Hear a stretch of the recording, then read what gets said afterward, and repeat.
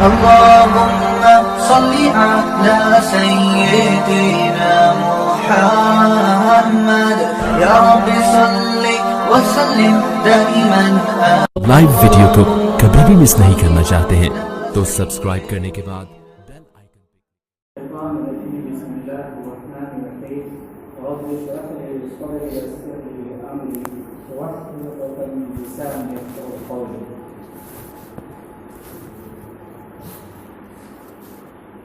محترم سامعین کرام، علماء و فضلاء اور اسکالرس اور دیگر احباب، آج کی اس محفل کا آپ حضرات نے جو عنوان رکھا وہ ہے عید الاضحیٰ کی مناسبت سے قربانی کے فقہی مسائل. میں آپ حضرات کے سامنے پہلے چند مسائل رکھنا چاہتا ہوں، اس کے بعد سوالات کا وقفہ ہوگا، اور زیادہ تر میں چاہتا ہوں کہ آپ لوگ سوالات کریں. مجھے معلوم نہیں کس کے مسائل کیا ہیں نہیں ہیں، کن کی پرابلم کیا نہیں ہیں، وہ کس طرح کے مسائل کی وہ جانکاری چاہتے ہیں، مجھے معلوم نہیں. میں تو اپنے طور پر جو دور حاضر کے بعض مسائل ہیں ان کو میں رکھوں گا اور 15 سے 20 منٹ کے اندر بات پوری کرنے کی کوشش کروں گا. باقی اوقات آپ کے لیے ہیں، ہم ہیں اور آپ ہیں، جب تک چاہیں میں حاضر خدمت ہوں. چلیے، سب سے پہلا مسئلہ جو میں شروع کرنے جا رہا ہوں، اور آپ کی برادر محترم جناب مولانا ذیشان ندوی صاحب حفظہ اللہ نے قرآن کی تلاوت کی. بیک انہوں نے مجھے عنوان دے دیا اور انہوں نے اشارہ دے دیا کہ آپ استاذ اس پر تھوڑا بول کر ضرور آپ آگے بڑھیں. اس لیے میں یہیں سے اسٹارٹ کرتا ہوں. اللہ تعالیٰ کی ارشاد ہے فَصَلِّ لِرَبِّكَ وَانْحَرْ. سب سے پہلا مسئلہ یہی آتا ہے قربانی کا حکم. آیا قربانی ضروری ہے، واجب ہے یا واجب نہیں ہے؟ دیکھیے، ہم زیادہ تر اختلافات میں نہیں جائیں گے، اس لیے کہ جس کا جذبہ صادق ہو اور ارادہ سچا پکا ہو، اس کی نیت اچھی ہو، وہ اختلاف میں نہیں پڑتے ہیں.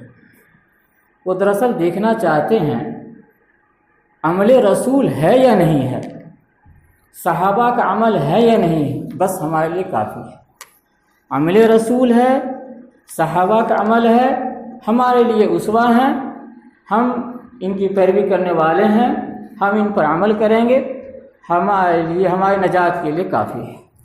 بقیہ جو اختلافات، فقہی مشرافیاں اور بہت ساری باتیں ہیں، ان میں ہمیں پڑھنے کی ضرورت نہیں ہے، اور میں بھی کوشش کروں گا ان چیزوں کو سرے سے میں چھیڑوں نہیں، بلکہ میں اس وقت پہلو سے آگے بڑھوں گا جو قرآن و حدیث سے جو باتیں معلوم ہوتی ہیں، اور جو بات مفتحب قول ہے، جن پر عمل ایک زمانے سے چلا ہوا آ رہا ہے، وہی بات آپ کے سامنے پیش کرنے کی کوشش کر رہا ہوں. دعا کیجیے کہ اللہ تعالیٰ مجھے بھی کہنے میں اور آپ حضرات کو سننے کے اندر بھی اخلاص عطا فرمائے اور ہم سب کو اس سے فائدہ پہنچائے. دیکھیے، اللہ تعالیٰ نے ارشاد فرمایا فَصَلِّ لِرَبِّكَ وَانْحَرْ. یہ خطاب آپ صلی اللہ علیہ وسلم سے ہے، اور آپ جانتے ہیں قرآن کا اسلوب ہے، ایک نہیں بہت سارے مقامات پر قرآن ڈائریکٹ نبی کو خطاب کرتا ہے، لیکن نبی کے واسطے سے خطاب صحابہ کرام، ان کے بعد آنے والی قیامت تک کی پوری امت سے خطاب ہوتا ہے. یہ بات اہل علم سے پوشیدہ نہیں ہے. تو اللہ تعالیٰ نے فرمایا فصل ربک، اپنے رب کے لیے نماز پڑھیے، اپنے رب کی آپ نماز پڑھیے، اپنے رب کی آپ نماز پڑھتے رہیے، وانحر، اور قربانی دیتے رہیے. بعض علماء نے اس آیت پاک سے استدلال کیا اور یہ فرمایا قربانی دینا واجب ہے، اس لیے کہ قرآن نے امر کا صیغہ استعمال کیا وَنَحَرْ، قربانی دیجیے، اور اصول فقہ کے روح سے آپ لوگ اصول فقہ پڑھتے ہی ہیں، معلوم ہے امر کا صیغہ وجوب کے لیے آتا ہے، فرض کے لیے آتا ہے، یعنی کام کرنا ضروری ہے، کسی کام کو ضروری کرنے کے لیے بتانے کے لیے امر کے صیغہ استعمال کیا جاتا ہے۔ اور ایک دوسری بات بھی آپ کو معلوم ہے، اگر بڑا آدمی چھوٹے کو کوئی بات کہتا ہے تو وہ حکم واجب ہوتا ہے۔ میں آپ کا استاذ ہوں، مثال کے طور پر فی الوقت استاذ ہوں بہرحال، تو مثال کے طور پر سمجھیے میں آپ سے کہوں پلیز ایک گلاس پانی لائیے، کیا آپ انکار کریں گے کہ نہیں لا سکتا، میں نہیں لا سکتا؟ بالکل انکار نہیں کریں گے۔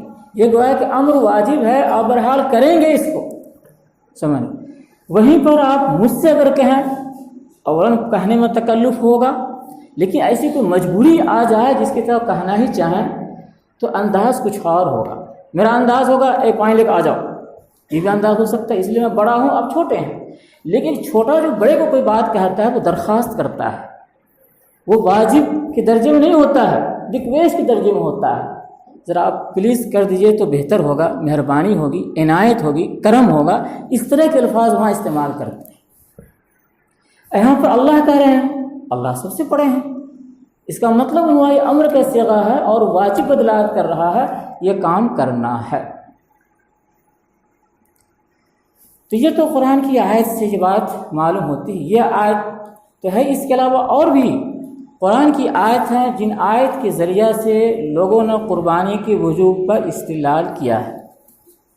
اللہ تعالیٰ کا ارشاد ہے قُلْ إِنَّ صَلَاتِي وَنُسُكِي وَمَحْيَايَ وَمَمَاتِي لِلَّهِ رَبِّ الْعَالَمِينَ۔ یہاں النسک کا لفظ آیا ہے۔ ایک مفسر سعید بن جبیر رحمۃ اللہ علیہ بہت بڑے مفسر ہیں، انہوں نے اس کا معنی بتایا النسک ذبح کرنے کے معنی میں، تو گویا کہ یہ کہا جا رہا ہے میری نماز، میری قربانی، میرا مرنا جینا سب رب کائنات اللہ کے لیے ہے۔ وہ بھی یہاں پر دیکھیے قرینہ موجود ہے، صلاتی کا لفظ آیا، غور کیجیے آپ۔ سعید بن جبیر نے جو نسک کے معنی جو بیان فرمایا کہ اس سے مراد ذبح ہے، اس سے پہلے صلاۃ کا لفظ آیا ہے۔ یہ قرینہ موجود ہے کہ یہاں پر نسک کا معنی ذبح کا لیا جا سکتا ہے، جیسا کہ انہوں نے معنی یہ بتایا بھی ہے۔ بقیہ دوسرے علماء نے کہا کہ ہاں نسک صرف قربانی نہیں بلکہ مطلق جمیع عبادات، یعنی تمام عبادتیں، اور ان تمام عبادتوں میں ایک عبادت ذبح بھی ہے، قربانی بھی ہے۔ تو اگر ہم اس کو عام مانتے ہیں تو اس اعتبار سے قربانی بھی اس میں شامل ضرور ہے۔ تو ایک نبی کی زبان یہ کہلوایا جا رہا ہے ہماری ساری چیزیں اللہ کے لیے ہیں۔ تو اس آیت پاک سے بھی قربانی کے وجوب پر علماء نے استدلال کیا ہے۔ ایک تیسری آیت ہے، اللہ تعالیٰ کی ارشاد ہے وَلِكُلِّ أُمَّةٍ جَعَلْنَا مَنْسَكًا لِيَذْكُرُوا اسْمَ اللَّهِ عَلَى مَا رُزِقْتُم مِّن بَهِيمَةِ الْأَنْعَامِ۔ اس سے بھی استدلال کیا ہے کہ یہاں پر منسک کا لفظ آیا ہے، منسک کا لفظ آیا جو اسی قربانی کے معنی میں ہے، اور آگے بھی آیا تاکہ وہ لوگ اللہ کا نام اس کے اوپر ذکر کریں جو انہیں عنایت کیا گیا ہے۔ تو اشارہ اس بات کی طرف ہے کہ قربانی دیں اور قربانی کرتے وقت اللہ کا نام آنا چاہیے، اس لیے اللہ کے نام کے بغیر جو قربانی کی جائے گی وہ قربانی حلال نہیں ہوگی، جانور حلال نہیں ہوگا۔ وَلَا تَأْكُلُوا مِمَّا لَمْ يُذْكَرِ اسْمُ اللَّهِ عَلَيْهِ، جس پر اللہ کا نام نہ لیا گیا ہو اس کا گوشت مت کھاؤ، قرآن دوسرے مقام پر واضح الفاظ میں فرمایا گیا ہے۔ تو اس سے معلوم یہ ہوا ان آیات پاک سے کہ بہرحال قربانی کا جو عمل ہے یہ واجب ہے۔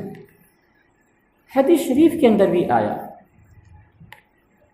کہ آپ صلی اللہ علیہ وسلم نے ارشاد فرمایا، اور یہ روایت انس رضی اللہ تعالی عنہ کی روایت ہے، آپ صلی اللہ علیہ وسلم نے فرمایا پہلے قربانی پھر نماز، پہلے جو تھا، پہلا جو عمل چل رہا تھا آپ صلی اللہ علیہ وسلم عمل کر رہے تھے، یعنی قربانی کے وجوب سے پہلے کا جو مسئلہ تھا وہ مسئلہ یہ تھا کہ پہلے قربانی ہو جایا کرتی تھی، اس کے بعد نماز ہوا کرتی تھی، تاکہ گوشت وغیرہ تیار ہو جائے، نماز پڑھ کے آئیں کھانا شروع کر دیں۔ لیکن آپ صلی اللہ علیہ وسلم نے پھر اس کے بعد ہو سکتا ہے کہ وہی آئی ہو آپ صلی اللہ علیہ وسلم کے پاس، تو آپ صلی اللہ علیہ وسلم معمول کو بدل دیا اور یہ فرمایا کہ اب ایسا نہیں کرنا ہے، بلکہ کرنا اب کیا ہے، پہلے نماز پڑھو اس کے بعد جا کر قربانی کرو۔ ایسا کیوں فرمایا؟ اس آیت پاک، اس سورہ کے نزول کے بعد، اس سورہ یعنی فصل ربک وانحر، سورہ کوثر فصل ربک وانحر کے نزول کے بعد آپ صلی اللہ علیہ وسلم نے فرمایا کہ اب معمول بدل گیا، اب معمول یہ ہوگا چونکہ اللہ نے فرمایا ہے پہلے نماز پڑھو اس کے بعد قربانی، اس کے بعد کیا ہے، قربانی۔ اس لیے جو ہے اب پہلے نماز ہوگی اس کے بعد قربانی ہوگی۔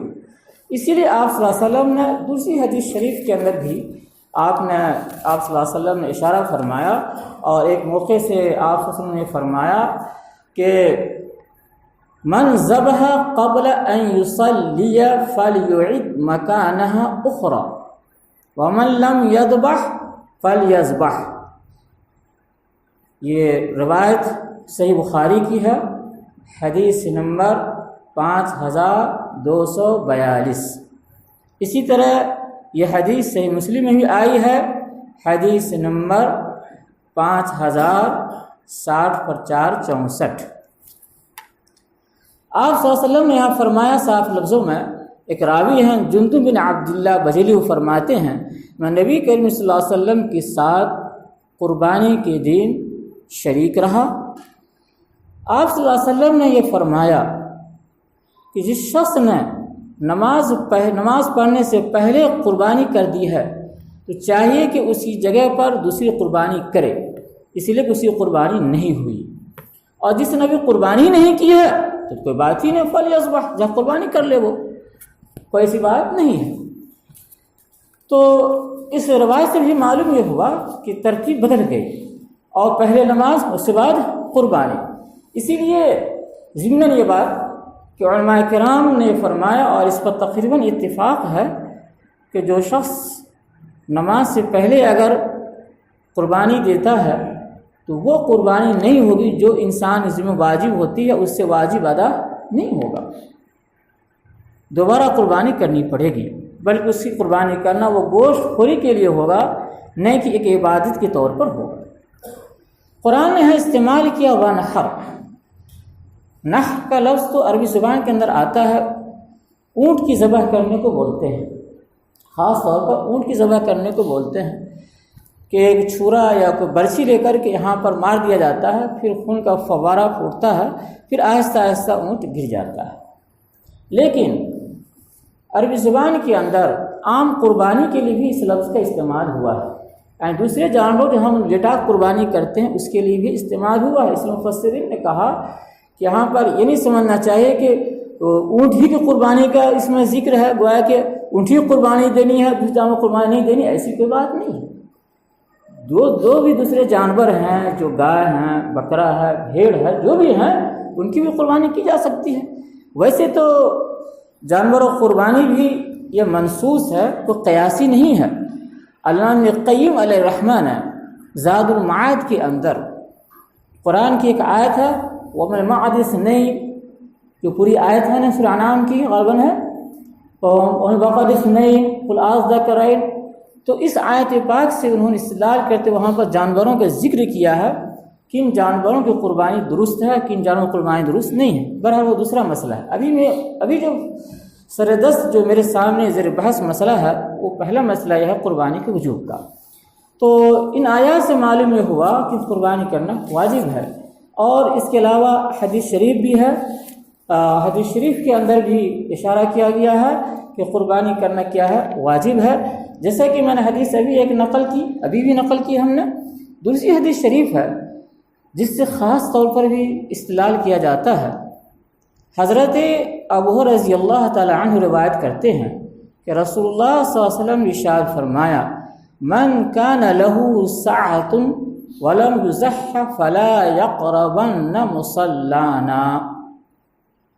ابن ماجہ کی روایت ہے، حدیث نمبر 2532 ہے۔ شیخ البانی علیہ الرحمہ نے ابن ماجہ کی حدیث پر جو حکم لگایا اور انہوں نے صحیح ابن ماجہ کے نام سے الگ کتاب لکھی ہے، اس میں اس حدیث کو درج کیا ہے۔ یہ حدیث درجے کے اعتبار سے حسن درجے کی ہے، حسن درجے کے حدیث سے بھی استدلال کیا جاتا ہے۔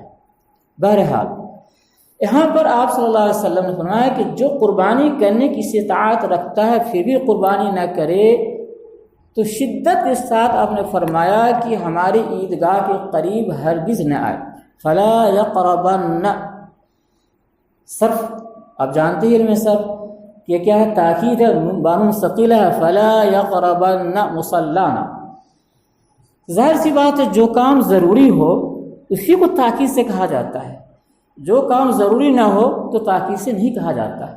یہ آپ جانتے ہیں ہر زبان کا ایک اصول ہے، ضابطہ ہے۔ تو سامنے والا اگر نہیں مان رہا ہے تو ہم تاکید سے کہیں گے، جتنا زیادہ وہ انکار کرنے والا اتنی زیادہ ہم تاکید سے کہیں گے اس کو۔ تو اسی طرح سے یہاں پر حدیث شریف کے اندر آپ صلی اللہ علیہ وسلم نے بڑی تاکید کے ساتھ اشارہ فرمایا کہ جو شخص قربانی کرنے کی استطاعت رکھنے کے باوجود قربانی نہیں کرتا ہے تو پھر ہمارے عیدگاہ کے قریب وہ تشریف نہ لائے اور آنے کی زحمت نہ کرے۔ بہرحال اس طرح سے احادیث یہ قولی ہے جس کے اندر آپ نے ارشاد فرمایا ہے۔ جہاں تک حدیث عملی کی بات ہے، آپ صلی اللہ علیہ وسلم 10 سال تک کے مدینہ منورہ کے اندر تسلسل کے ساتھ قربانی دیتے رہے ہیں، اور اس کے بعد صحابہ کرام بھی دیتے رہے ہیں، اور آج تک کے لوگ دیتے ہوئے قربانی آ رہے ہیں، جس کو عمل متوارث کہا جاتا ہے، گویا کہ یہ عمل چلا ہوا آ رہا ہے۔ بہرحال ہمارے فقہاء کرام میں سے احناف کا مسلک تو مشہور ہی ہے، معروف ہی ہے کہ ان کے یہاں واجب ہے، ان کے یہاں کیا ہے، واجب ہے۔ اسی طرح سے امام مالک رحمۃ اللہ کے بھی قول ہے وجوب کا، ایک قول امام احمد بن حنبل رحمہ کے بھی ہے وجوب کا ہے، اور مسلک حنبلی کے بڑے ترجمان امام ابن تیمیہ علیہ الرحمہ بھی وجوب کے قائل ہیں، وہ بھی کیا ہے، قربانی کے وجوب کے قائل ہیں۔ امام شافعی علیہ الرحمہ کا راجح مذہب یہی ہے، وہ سنت مؤکدہ کہتے ہیں۔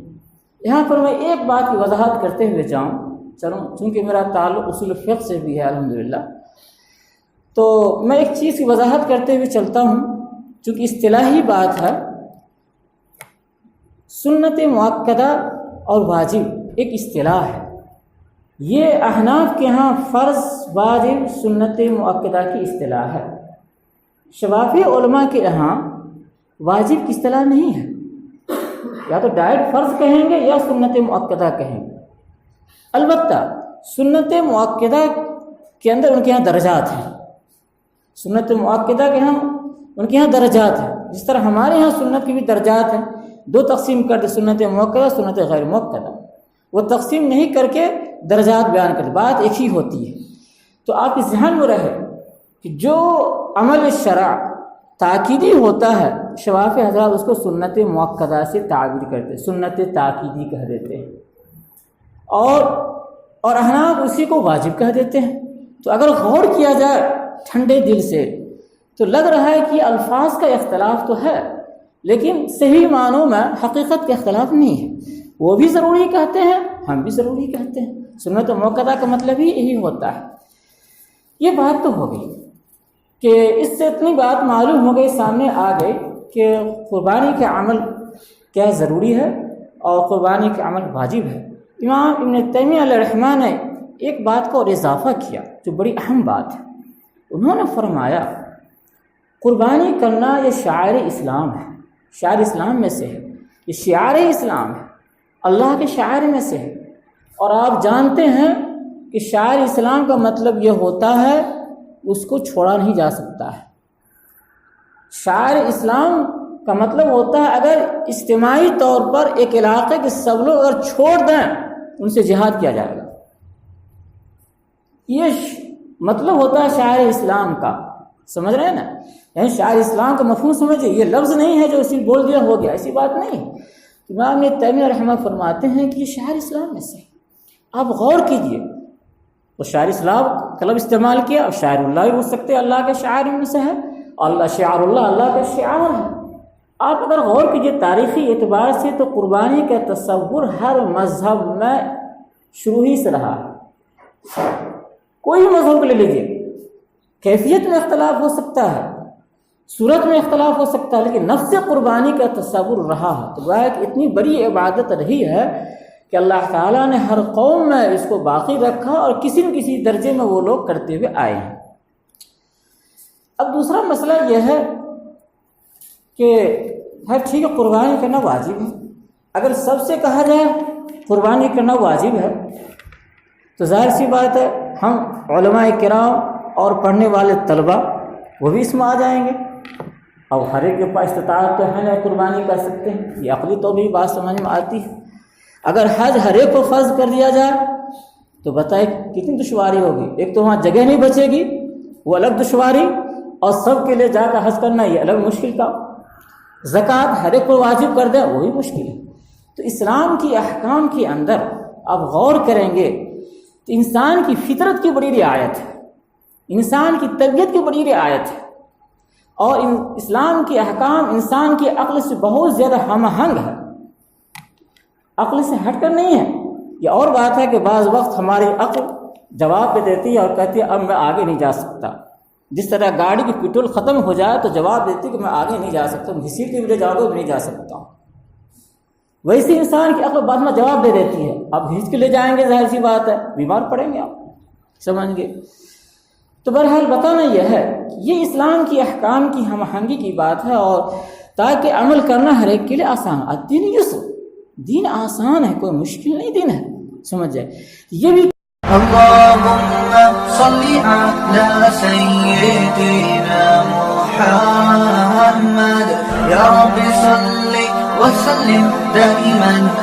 لائیو ویڈیو کو کبھی بھی مس نہیں کرنا چاہتے ہیں تو سبسکرائب کرنے کے بعد